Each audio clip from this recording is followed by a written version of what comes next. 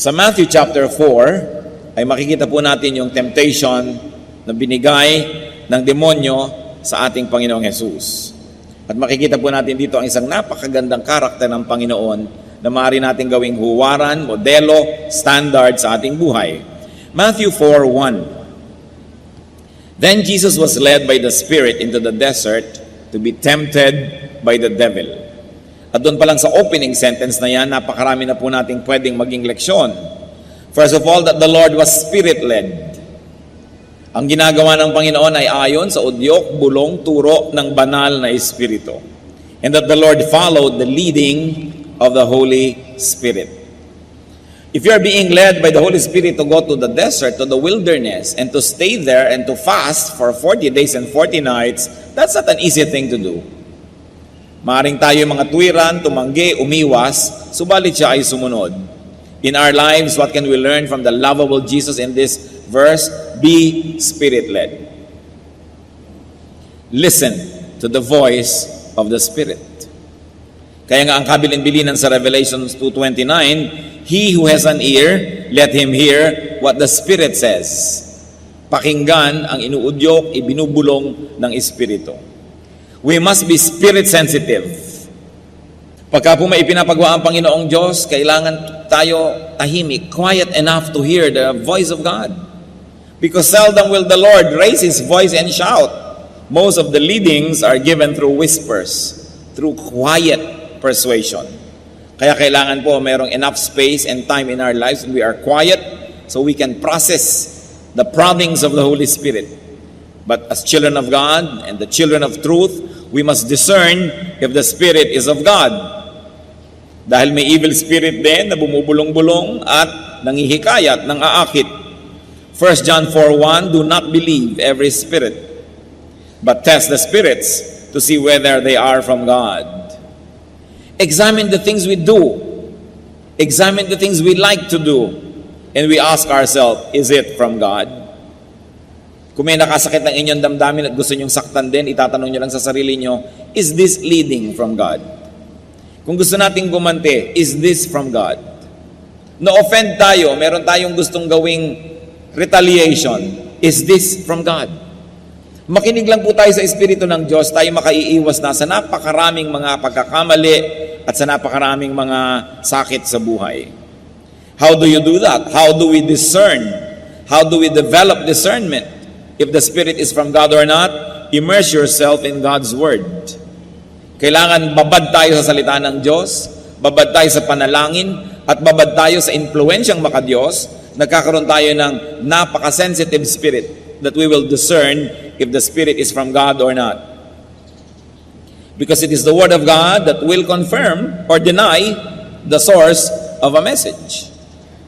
Kaya kung puro tayo emosyon, puro kanta, puro talon, puro sayaw, pagkatapos walang pag-aaral ng salita ng Diyos, nagiging emosyonal lang tayo, ang mangyayari, tayo maring paglaruan ng ating damdamin, nagkakaroon ng maraming bukas na pintos para sa pandaraya ng mga masasamang espiritu, akala tuloy maging ng anak ng Diyos, ang sinusunod nila ay Diyos, yun pala hindi na.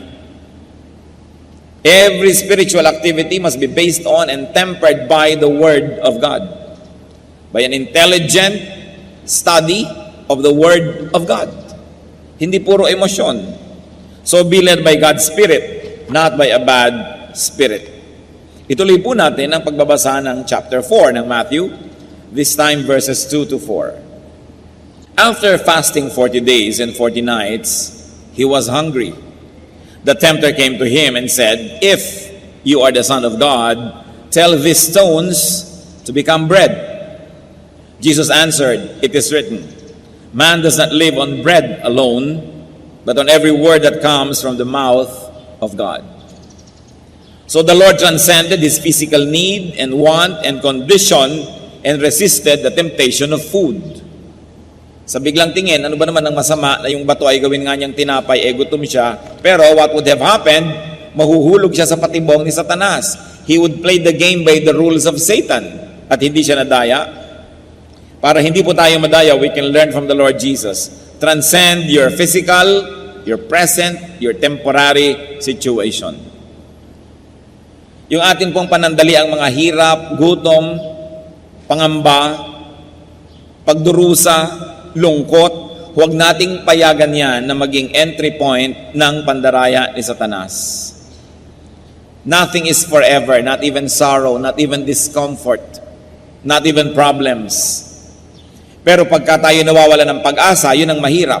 Kasi pag wala na tayong pag-asa, humihiram na tayo kay Satanas ng mga pamamaraan para malutas ang ating kalagayan. Pero kung meron tayong inaasahan, alam nating kailangan ay magpakatatag ako, mananatili ako sa tama, sa makadiyos, matatapos din ito dahil may inaasahan ako na wakas nito.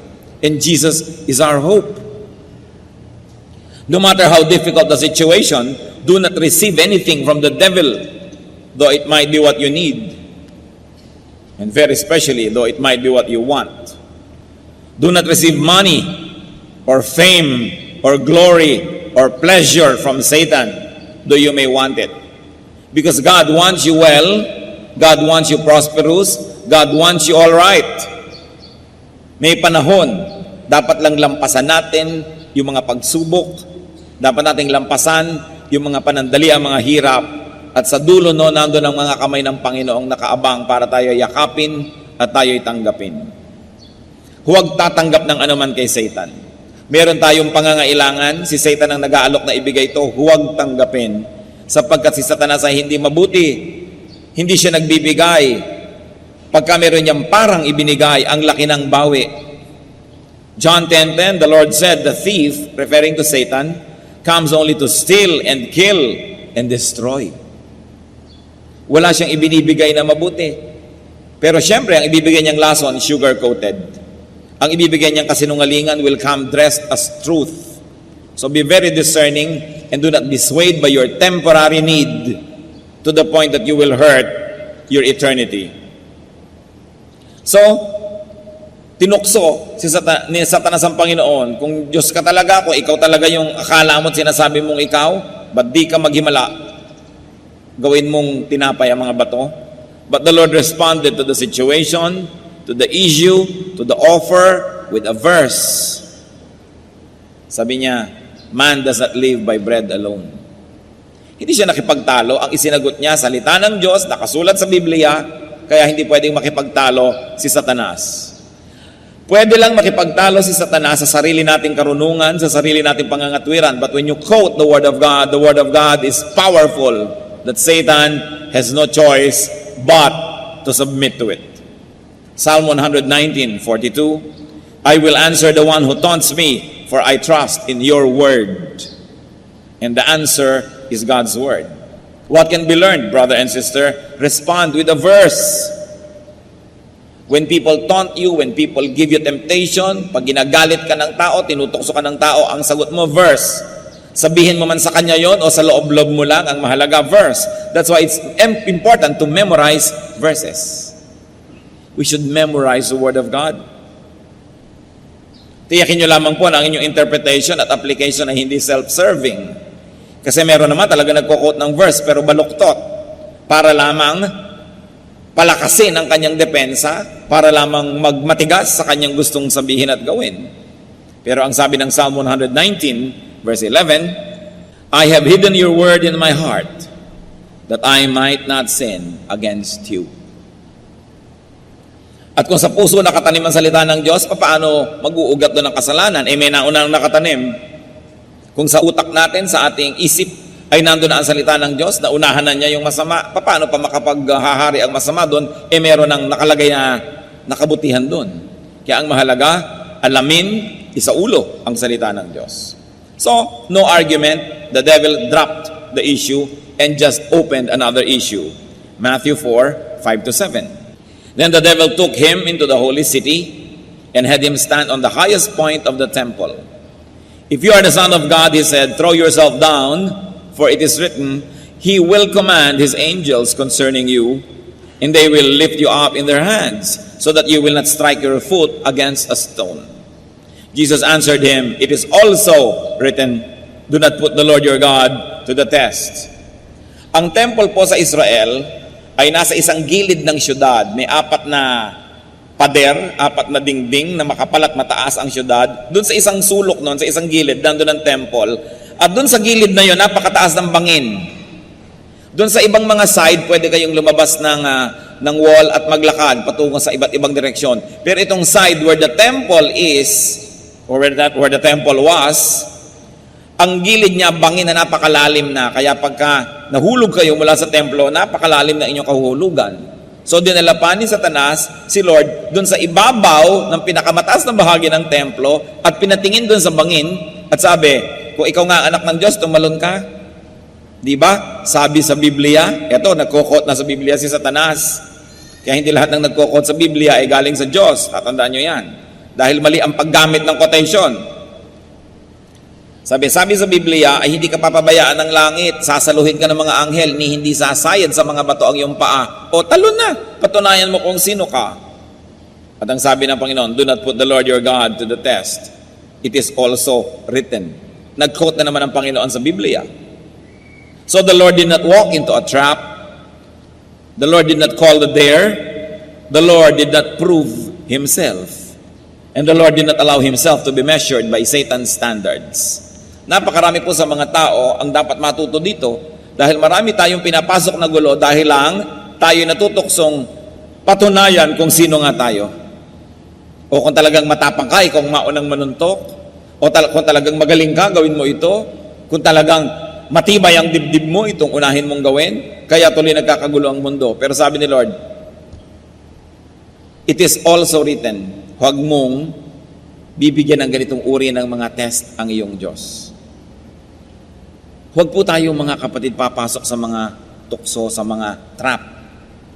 Pag pinuprove na kung sino ka, kumisan yung mga ibang younger people, ipoprove nila na magaling sila, mahusay sila. So anong gagawin nila? Magre-rebellion, gagawa sila ng sarili nila mga kingdom. Pero may pinuprove lang sila na magaling ako, kaya ko rin yan.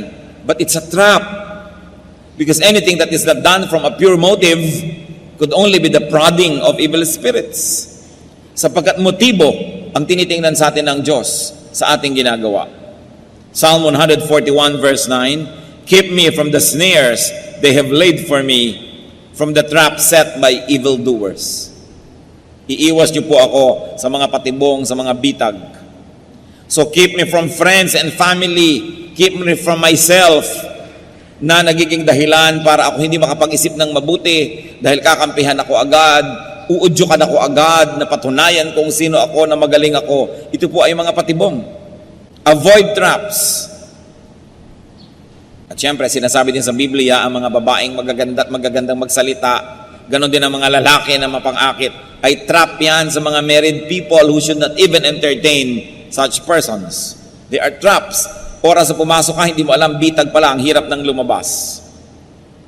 Marami pong mga traps, mga kapatid. Kung minsan yung pagsisikap, sisikapin kong maging best engineer, sisikapin kong maging best accountant, o sisikapin ko na maging best pastor, sisikapin ko na maging magkaroon ng ganitong ministry at papalaguin ko. Kung minsan hindi naman pure lagi ang motive. Dahil lang may inggit sa kapwa, dahil may gustong patunayan o gustong makipagkompetisyon. Sayang ang lahat ng pagod natin sa pagiging excellent kung ang dahilan lang pala ay gusto lang nating magpasikat. Gusto lang pala nating daigin ang ating kapwa. Si Solomon na pinakamarunong na tao naglakad sa balat ng lupa, sabi niya sa Ecclesiastes 4 verse 4, I saw that all labor and all achievement spring from man's envy of his neighbor. Nagpapalaki ng bahay, hindi dahil kailangan niya o gusto niya, kundi dahil gusto niyang daigin ang kanyang kapitbahay. Estudyante, pinipilit ng magulang, taasan ng grade, taasan ng grade, taasan ng grade. Hindi lang talaga para matuto, para madaig pala ang mga kaeskwela. Husayan mo ang isang bagay. Kaya ganyan na rin siguro yung mga kumisa na walang kabuluhan na nagpapalagay sa Guinness Book of Records. Pinakamahabang hotdog sa mundo, 3 kilometro. O ano ngayon, ang napala mo na may pinakamahabang hotdog sa mundo, nalagay ka lang sa Guinness Book of Record, natalo mo lang yung dating may record. Pinakamalaking salad, isang buong plaza, salad. Sino ngayon ang kakain nito? Pinakamalaking relleno, pinakamahabang pagkukulong sa loob ng kahon na maraming kasamang ahas. O ano ngayon ang napala ng sansinukob sa iyong achievement? Para lamang madaig yung previous record. So sabi, ano ngayon ang katuturan niyan? Proverbs 16:18, pride goes before destruction, and a haughty spirit before a fall. At kung ang Panginoon naging proud, pinatunayan nga siya kung sino siya, tumalon nga siya para saluhin siya ng mga anghel, at wala namang dudang sasaluhin siya. Pero ano ngayon ang napala niya at napala nating lahat? Pinagbigyan lang niya si Satanas at nanalo lang si Satanas at naging proud na ngayon siya, nagkaroon na siya ng kasalanan, na-disqualify na siya na maging champion o savior natin. Matthew 4:8-10, ituloy ang kwento. Again, the devil took him to a very high mountain and showed him all the kingdoms of the world and their splendor. All this I'll give you, he said, if you bow down and worship me. Jesus said to him, away from me, Satan, for it is written, worship the Lord your God and serve him only. So the Lord emphasized that God himself is to be worshipped, that God is to be served and not tempted. So nung hindi nag-click yung temptation na naman ni Satan, panibago na naman. O ibibigay ko sa iyo lahat ng kaharian sa mundo. Lumuhod ka lang sa akin, sambahin mo lang ako. Sabi ng Panginoon, nasusulat, sambahin mo ang Diyos mo at paglingkuran mo siya. What was important here is that the Lord knew himself, that he was the Son of God. And because he knew himself, he behaved accordingly. He demanded proper treatment and exercised his power and authority. Sabi niya kay Satan, away from me. Kayo po, mga kapatid, sino ba kayo? Kanino ba kayong anak? Natanong niyo na ba ang katabi niyo, kanino ka bang anak? Diba? Siyempre, ang sagot natin, anak ba tayo ni Satanas? No. Anak tayo ng Diyos. Amen? So, behave according to your identity. Anak ka ng Diyos eh. Christian ka eh. So, lagi mo itatanong, ito bang gagawin ko ay bagay sa anak ng Diyos gawin? So, behave according to your identity. Kristiyano ako, dapat ba ako nagpapakalat-kalat sa kalsada ng ganitong oras ng gabi? Kristiyano ako, dapat ba ako pumupunta sa mga nightclub, sa mga bar at kung ano-ano pa? Kristiyano ako, dapat ba akong nakikita sa ganitong uri ng mga sitwasyon? Behave according to your identity. Because the Lord said, worship the Lord your God. Huwag mo akong ganyanin, huwag mo akong tuksuhin, lumagay ka sa lugar. And Ephesians 4:1 says, I urge you to live a life worthy of the calling you have received. And the Lord calls us to holiness. The Lord calls us to glory and to eternity. Respect yourself. And automatically others and Satan will respect you. Kailangan igalang natin ang ating sarili. So Matthew 4:11, then the devil left him and angels came and attended him. Sumuko na si Satanas, matapos ang sunod-sunod na tukso, hindi siya pinatulan, ang isinagot lang lagi, Word of God. Walang labis, walang kulang. So the devil gave up and obeyed. And interestingly, angels affirmed Jesus' stand and position and served him after the test, not during. Not during. Hindi po natin tinutulungan ang sino man during the test. Hindi katulad ng nangyayari kung minsan sa LTC, nag-a-apply ka para sa lisensya o para sa renewal, tinuturuan ka na ng mga clerk ng sagot sa kaunting halaga at pabuya. Ano ang bunga? Mga tsuper natin na hindi marunong magbasa ng traffic signs, mga tsuper na hindi alam ang road etiquette, mga tsuper na talagang nakahambalang, nakakalat at napakalaking disgrasya sa kalsada kasi habang nagtetest, tinutulungan. Yung iba nga before the test, tinutulungan pa. Nakita niyo po yung mga anghel kung kailan sila nag-minister sa Panginoon after the test. Tayo man, kung dumadaan tayo sa pagsubok, angels will minister to us after the test. Not during. You have to pass it yourself. At ang nakatutuwa nito, at nakaliligaya at nakapagbibigay ng ginhawa, sabi sa Biblia, hindi tayo bibigyan ng pagsubok na di natin kaya. Sukat tayo ng Diyos. At ang pinapayagan lang niyang pagsubok na dadating sa ating buhay, yung nasukat na rin niya at alam niyang kaya nating ipasa. Kaya huwag kayong magsasabing napakahirap ng pagsubok, di ko kaya. Para niyo na sinabing hindi marunong magkalkula ang Diyos, hindi siya marunong sumukat o bumilang. Sinabi na sa Biblia, hindi ka bibigyan ng pagsubok na di mo kaya. Kaya kapatid, kayanin mo, pass it. And the angels will be there at the end of the road to minister to you. Yung mga dinaanan ng Panginoon na daan, doon din niya tayo pinasusunod. Kaya yung mga nangyari sa Kanya, hindi malayong mangyari sa atin. Kaya lang, dapat nating gawin ang ginawa niya. Dapat siya ang ating modelo. The lovable Lord obeyed the leading of the Spirit. Transcended physical and temporary needs. The lovable Lord knew His identity. Behaved according to that identity. And the Lord taught Satan to treat him according to that identity. Ano po bang identity nyo? Kayo'y husband? Behave as a husband of one wife. Nagkakagulo when you do not behave according to your identity. You are a wife, behave as a wife. You are a son, a daughter, behave as a son or a daughter. You are a brother or a sister, behave as a brother or a sister. You are a father or a mother, behave as a father. Ano bang ibig sabihin nun? Father ka, pagkatapos magkakaroon ka ng kulasisi, magkakaroon ka ng mga relasyon sa iba, nasisira ang relasyon ng asawa, na ninyong mag-asawa, nasisira ang relasyon ninyong buong pamilya, napapahamak ang iyong anak, behave as a father. If only you know who you are and don't forget it, you behave as you are. Tulad natin, Pilipino ka, how are you expected to behave? Dapat malang tangkilikin mo ang mga product ng sarili mong lahi, ng sarili mong bayan. Dapat malang ibigin mo ang iyong bayan. Huwag mong kalatan ng mga ilog. Huwag kang dumagdag sa problema ng bayan, kundi solve the problems of the nation because you are a Filipino. Kung Filipino Christian ka, anong dapat na behavior mo? Marami po talagang tao nawawala sa sarili, kaya nagugulo ang buhay. May asawa na, nag-entertain pa ng iba, kahit man lang sa isip. Behave according to your identity. Hindi mo na dapat ina-entertain yan. Masaya ka man o hindi. Kung malungkot ka, di malungkot ka, magtiyaga ka. Pero hindi mo dapat nasirain yung image mo kung ano ka. And remember, we were created in God's image. We are God's workmanship to do good works. And you are a Christian. Kung Kristiyano ka, anong yung identity? Bagay ba sa bibig ng Kristiyano ang nagchichismis?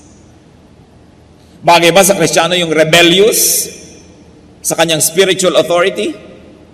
Bagay ba sa Kristiyano yung namimintas? Bagay ba sa Kristiyano yung kung sino ang kumupkup sa'yo, nag-alaga sa'yo, nagpakain sa'yo, bigla mong tutuklawin? At pagkatapos, pagsasalitaan mo ng masasakit at masasama para lang magmukha kang mabuti at martir, kaawaan at tulungan ng iba? Bagay ba yon sa bibig ng Kristiyano? Bagay ba sa mga Kristiyano na nagsusuporta sa mali? Kung tayo lang po lalagay sa lugar, aayos ang ating buhay. Teacher ka, bagay ba sa teacher ang hindi nagtuturo, hindi naghahanda ng lesson plan? Estudyante ka, bagay ba sa estudyante hindi nag-aaral? The Lord did not forget who He was. Sabi niya kay Satan, worship the Lord your God. Lumagay ka sa lugar. So the lovable Lord kept His argumentations with the devil to the minimum. Few words and to the Word of God for our benefit. And thank God, He knew how to suspend pleasure and comfort, relief and satisfaction. Many people are deceived and trapped when they seek immediate pleasures. Hindi makapaghintay, minamadali ang panahon. Assistant pa lang, hindi maghintay, gusto agad siya ang maging top person. Tinetrain pa lang, hindi makapaghintay, gusto agad agawin ng kapangyarihan. Dapat ang tao marunong maghintay. And especially to deny ourselves instant gratification if in the long run it would be disastrous. Hebrews 11:24 to 25.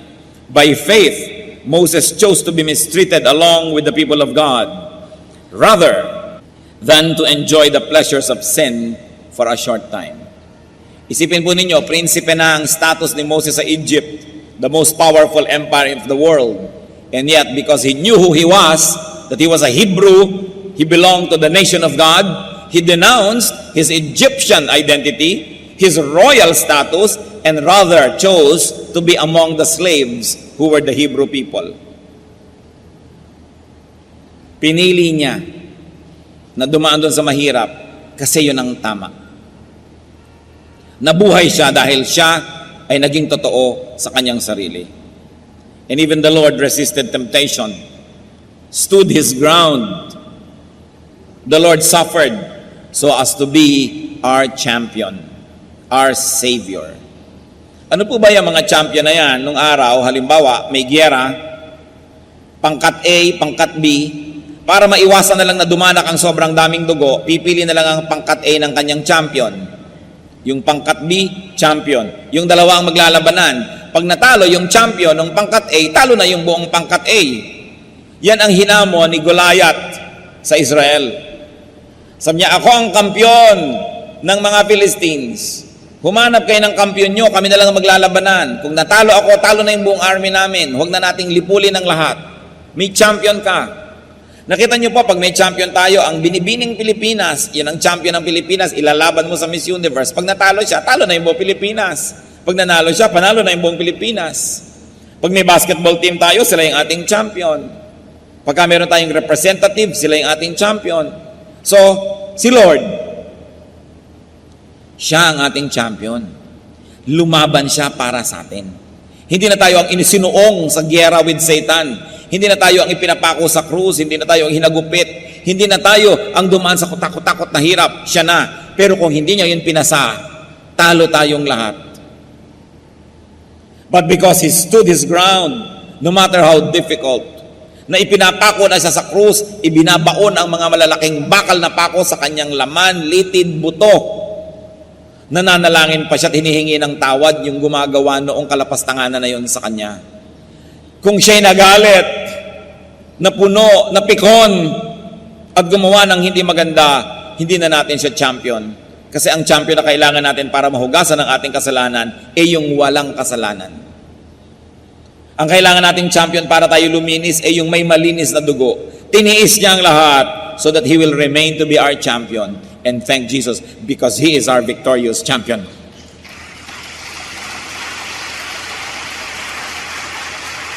Yun pa lang dapat na nating ibigin ang Panginoon eh. Gaano karaming tatay, champion ng pamilya nila, pero nung dumaang kekembot-kembot, bumigay. Ang sweldo na pabigay sa iba, nagdusa ang pamilya. Gaano karaming mga anak, champion ng kanilang pamilya sa school, ang glory niya, glory.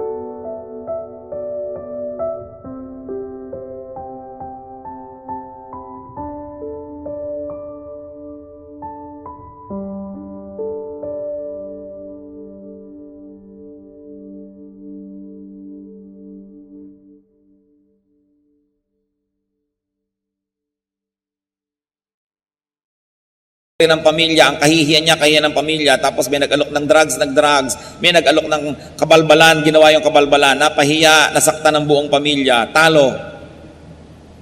Champions tayo ng ating maliliit na mundo. Pero pwede tayong magwagi dahil yung champion ng malaking mundo natin, si Kristo, nagwagi na siya.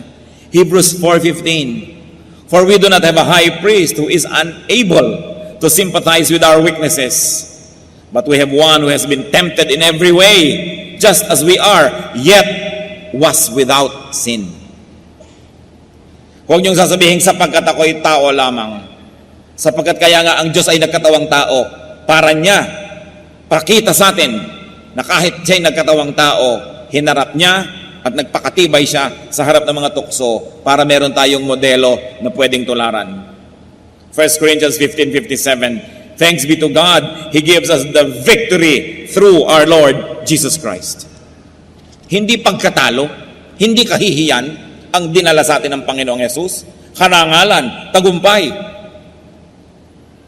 So when tempted, remember, learn from, and be like Jesus.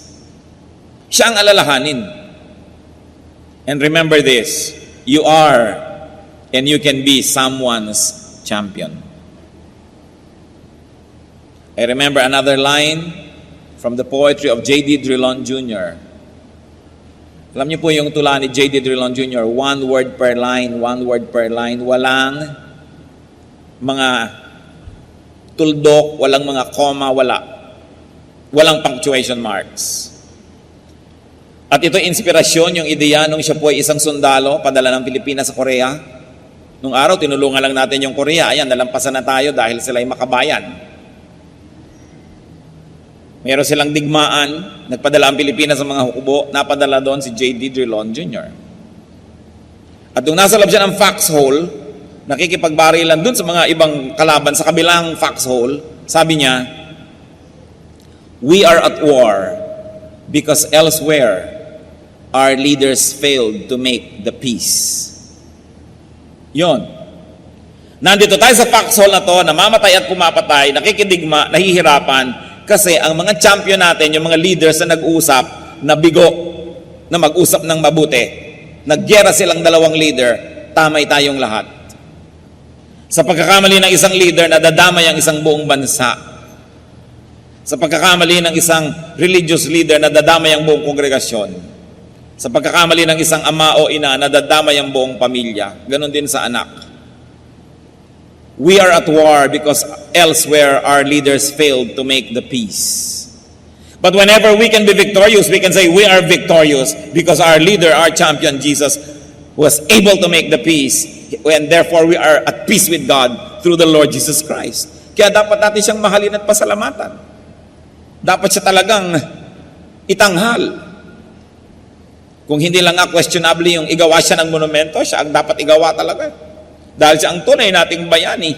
Siya ang tunay na tagapagligtas. Dahil nanalo siya, pwede tayong manalo. At dahil tinanggap na niya lahat ng parusa, pwede na tayong hindi parusahan. When people are not able to do what is right, people under them are dragged into suffering. So you are and you can be someone's champion. Do not fall, if only for the sake of others. Dahil marami tayong dadalhin pag tayo'y bumagsak. Thank and love Jesus. Nauna na siya sa paggawa ng mabuti. 1 John 4:19, we love because He first loved us. Nauna na tayong minahal ng Diyos, dapat tayong makipagmahalan sa Kanya. At itong dapat nating i-develop, I don't know how you will do it in a personal way, but develop a personal love affair with Jesus. Isang personal, maganda, masarap na relasyon. At salamat na lang dahil nanalo na siya.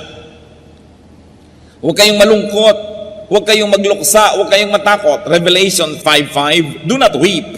See, the Lion of the tribe of Judah, the Root of David, has triumphed. Nagwagi na. At lahat tayo nakinabang at nakikinabang dahil sa kabutihan ni Jesus, dahil siya ang ating champion.